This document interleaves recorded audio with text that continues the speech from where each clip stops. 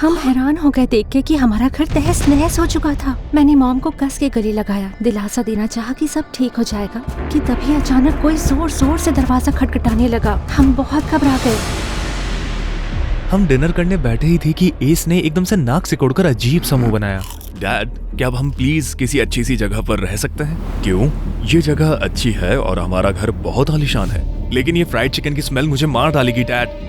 Fried chicken की खुशबू किसे नहीं पसंद? मुझे नहीं है। पूरा दिन इसकी स्मेल आती रहती है और मैं इसे खा भी नहीं सकता। पता है मैं कितना ज्यादा वर्कआउट करता हूँ। अच्छा बस करो अब तुम्हारी ये बकवास करना। मुझे एक बहुत ही इम्पोर्टेंट अनाउंसमेंट करना है। मैं पहले ही जानता था कि वो क्या है। मुझसे अपनी खुशी छुप नहीं रही थी। कुछ देर पहले मुझे लैब से डॉक्टर हेनरी का कॉल आया था। उन्होंने बताया कि डोमिनिक ने इस दशक का सबसे बड़ा मेडिकल ब्रेक थ्रू किया है। एस इसे सुनकर हैरान रह गया। बहुत सारी कंपनियों ने इंटरेस्ट दिखाया है इस रिसर्च को खरीदकर उसे बनाने में। डॉम, तुमने हमारे पैसों की दिक्कत का हल ढूंढ लिया है। डैड, मैं चाहता हूँ कि इसे हम खुद ही बनाकर बेचें। मैंने कैलकुलेशंस करी हैं और इससे हमें बहुत ज्यादा फायदा होगा। और मुझे लगा था कि तुम बिजनेस के बारे में नहीं सोचते।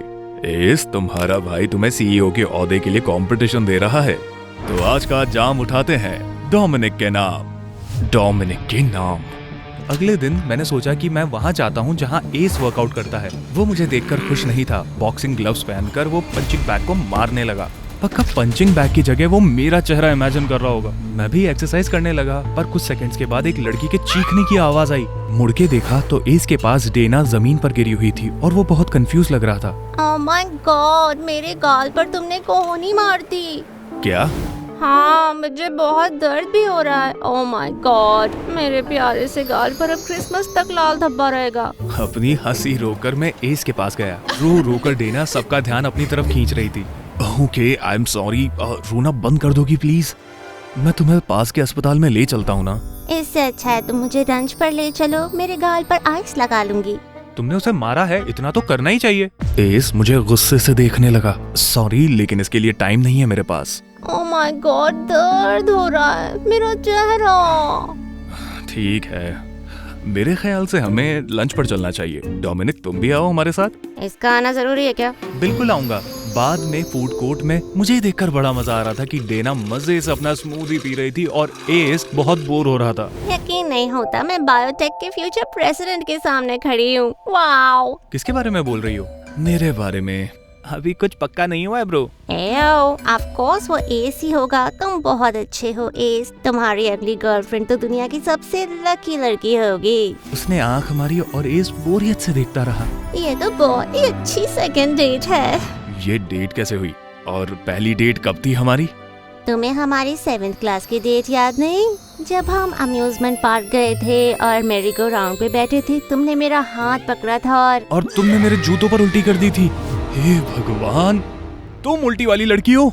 हाँ, वो मैं हूँ। और ये कितना क्यूट है कि तुमने मेरा प्यार से नाम रखा है। मैं तो रो ही पड़ूंगी। OMG, तुम दोनों तो एक दूसरे के लिए बने हो। डोमिनिक, तुम यहाँ पर आए क्यों हो? तुम्ही ने तो बुलाया था मुझे।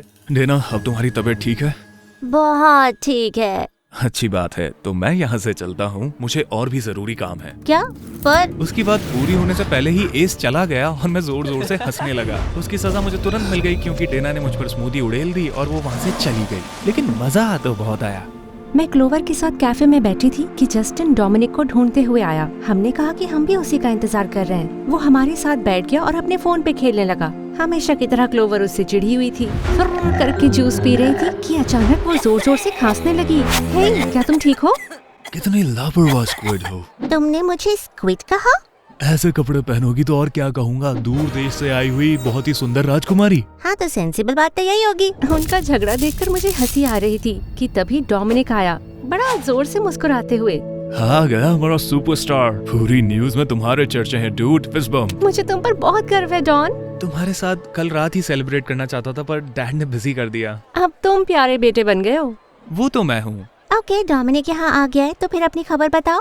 ओह हाँ, मैं तुम्हारा मूड नहीं खराब करना चाहती, पर मुझे तुम लोगों को ये बताना है। मॉम ने मुझे कुछ बताया है। मैं बात कर रही थी कि डॉम का फोन बजने लगा। उसका ध्यान भटका हुआ था। आई एम सॉरी गाइज, मुझे ये कॉल लेनी होगी, शायद थोड़ी देर लग जाए। वो फोन पर बात करने के लिए उठा तो जस्टिन ने भी अपना बैग उठा लिया। ठीक है फिर, चलो मैं भी चलता हूँ। किसी ने भी नहीं पूछा था और हमें कोई परवाह भी नहीं है। जस्टिन ने उसकी फूड ट्रे से उसकी सैंडविच ले ली, पीस साइन बनाया और चला गया। कितना इरिटेटिंग है वो, समझ नहीं आता डॉम उसका दोस्त क्यों है। वैसे देख के लगता है कि डॉमी बॉय बहुत बिजी हो गया है। हाँ वो तो है, मैं खुश हूँ उसके लिए। उम्मीद है हमारे बारे में भूल ना जाए। तो क्या कह रही थी तुम अपनी मॉम के बारे में? ओह हाँ, मैं कह रही थी कुछ अजीब से लोग हमारे पीछे पड़े हैं। हमारे घर में घुस के उसे तहस नहस कर दिया, खिड़कियों से पत्थर फेंके। क्या ये तो खतरनाक है, तुमने पुलिस को बुलाया? नहीं, हम वो नहीं कर सकते, ये एक लंबी कहानी है। आज के इवेंट के लिए डैड ने होटल में प्राइवेट हॉल बुक किया था और वो महंगे सूट और गाउन पहनने वाले लोगों से भरा हुआ था। जब डैड स्टेज की तरफ बढ़े तो धीरे धीरे हॉल में शांति छाने लगी और सब उनकी तरफ मुड़ गए। गुड इवनिंग एवरीवन, आने के लिए शुक्रिया। आज की रात बहुत खास है क्योंकि हम जश्न बना रहे हैं एक साइंटिस्ट के रूप में मेरे बेटे की कामयाबी का। उसके द्वारा किया गया आविष्कार मार्केट में अवेलेबल होगा सिर्फ 3 ही हफ्तों में। लोग तालियां बजाने लगे और गर्व से उन्होंने मेरी तरफ देखा। उन्होंने अपना ग्लास उठाया तो बाकियों ने भी। गर्व के साथ मैं आपको उससे मिलाना चाहता हूँ जिसकी वजह से मेडिकल फील्ड में हमारी कंपनी ने एक बड़ा योगदान दिया है, डोमिनिक। लोग जब डैड के साथ ग्लास उठा रहे थे तो मैंने एस की तरफ देखा। साफ था कि वो जबरदस्ती मुस्कुरा रहा था और मुझे ये देखकर बड़ी खुशी हुई।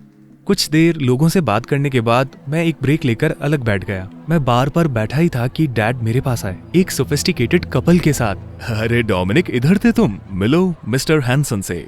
देश की सबसे बड़ी मोबाइल कंपनी के सीईओ हैं ये, और ये है उनकी पत्नी सेनेटर हैंसन। मैं उनसे हाथ मिला रहा था कि तभी वहाँ कोई और आया। माफ करना, बाथरूम में देर हो गई। मार्गो? डोमिनिक, हे, कांग्रेचुलेशंस। तो तुम दोनों एक दूसरे को जानते हो? जी सर, हम लोग दोस्त हैं। हम लोग एक ही क्लास में है ना, हम काफी अच्छे दोस्त हैं, है ना डॉम? हाँ हम हैं। अरे बड़ी अच्छी बात है, तुमने कभी बताया नहीं तुम लोग दोस्त हो मार्को। आपने पूछा नहीं। चलो अच्छा है, तुम दोनों एक दूसरे को जानते हो। तुम दोनों बैठकर बातें करो, हम बिजनेस डिस्कस करते हैं। हमारे पेरेंट्स चले गए तो मैंने मार्गो से कहा, ये सब क्या था? मैं इसके लिए माफी चाहती हूँ। मेरे पेरेंट्स हमेशा कहते हैं कि मैं ज्यादा सोशल नहीं। सोचा ये जानकर खुश होंगे कि मैं तुम्हारी दोस्त हूँ। ओके, ठीक है, मैं समझ सकता हूँ। फ्रूट पंच पियोगी क्या? हाँ, क्यों नहीं। बारटेंडर ने हमें ड्रिंक्स दी, हम बिना कुछ बोले पीते रहे। फिर मार्गो ने चुप्पी तोड़ी। वेल, मैंने पूरा झूठ तो नहीं कहा, हम एक क्लास में तो है ही। बात तो सही है, तो मतलब तुमने आधा झूठ बोला है ना? मार्गो हंस पड़ी और मुझे भी बड़ा अच्छा लगा। अपनी ड्रिंक खत्म करके वो उठी। बाद में मिलते हैं डोमिनिक, फिर मुझे और जोक्स भी सुनाना। मुस्कुराते हुए मेरी शक्ल लाल पड़ने लगी और मैंने उसे जाते हुए देखा। मैं बार बार खिड़की के पास जाकर डोमिनिक के आने का इंतजार करती। उसने मेरे मैसेज का जवाब नहीं दिया, मेरी कॉल्स भी नहीं उठाई उसने। मैं फिर से खिड़की के पास गई और मैं हैरान हो गई देख के कि एस पूल के पास खड़ा था। अगर वो इवेंट से वापस आ गया है तो डॉम भी आया होगा ना। मैंने सोचा मैं जाकर ही पूछ लेती हूँ। फेंस के बीच में बने गैप से मैं अंदर गई, सीधा पूल के पास। एस बड़े आराम से पूल में लेटा हुआ था, अपनी आंखें बंद करके। हाय, डिस्टर्ब करने के लिए माफ करना, मैं पूछने आई थी डोमिनिक कहाँ है। वो मेरी कॉल का जवाब नहीं दे रहा। हल्का सा मुस्कुराते हुए एस मेरी तरफ मुड़ा। काफी बिजी है वो, इतनी सारी अटेंशन जो मिल रही है उसे। जिंदगी भर इसी चीज का इंतजार जो किया है उसने, है ना? मैं बस पूछ रही थी वो घर आ गया कि नहीं, मुझे चिंता हो रही थी। मैं बात कर रही थी कि अचानक एस पूल से निकला और अपने गीले बाल झटकाने लगा। अच्छा। और फिर पता नहीं क्यों उसने अचानक मुझे अपने पास खींच लिया। हम दोनों के चेहरे बहुत करीब थे। क्या कर रहे हो तुम? तुम्हारी पलक टूट गई है। हल्के से उसने पलक को हटा दिया। वाह, तुम्हें देखी कैसे, काफी अंधेरा है। तेज आंखें हैं मेरी। फिर उसने एक आंख मारी और मुझे जाने दिया। जो भी हुआ उससे मैं अभी काफी कंफ्यूज्ड थी कि तभी मैंने देखा डॉम घर के दरवाजे पर आ गया है। मैं गुस्से से दरवाजे की तरफ बढ़ा। यकीन नहीं हो रहा था कि मैंने एस और सीडी को किस करते हुए देखा था। हाँ, जानता था कि एस पर सबको क्रश होता है, पर ये नहीं सोचा था कि सीडी उसे सीरियसली लाइक करेगी। मैं मेन डोर खोल रहा था कि मैंने देखा सीडी मेरी तरफ भागते हुए आई। ओह हाय यार, कहाँ थे तुम? कितनी बार कॉल किया मैंने तुम्हें। सीडी, बुरा ना मानो तो मैं थक चुका हूँ, हम लोग कल बात करते हैं। Oh okay, good night. उसे हल्की सी मुस्कान देकर मैंने दरवाजा बंद कर लिया। लग रहा था कि मेरे दिल में आग लग रही है। डॉम के बर्ताव से मैं अगले दिन स्कूल में भी काफी परेशान थी। लॉकर में सामान रखते वक्त मैं इसके बारे में क्लोवर को बता रही थी।